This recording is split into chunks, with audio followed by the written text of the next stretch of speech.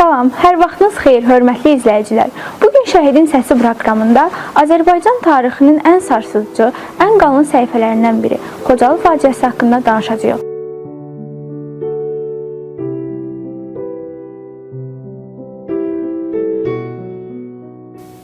Arif Əliyev Xanlaroğlu Xocalı faciəsi zamanı qəhrəmancasına həlak oldu.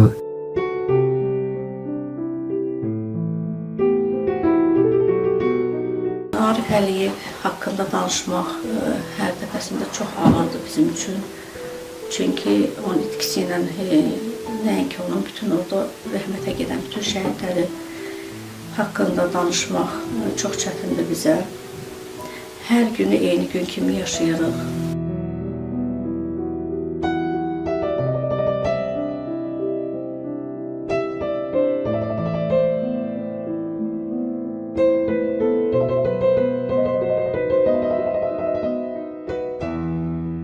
Bir gün gəlmədi Arif görüşməyə gecə bizlə.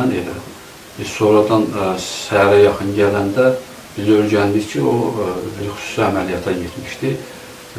Səhv eləmirəmsə Meşəli donasında dəstəyə getmişdilər.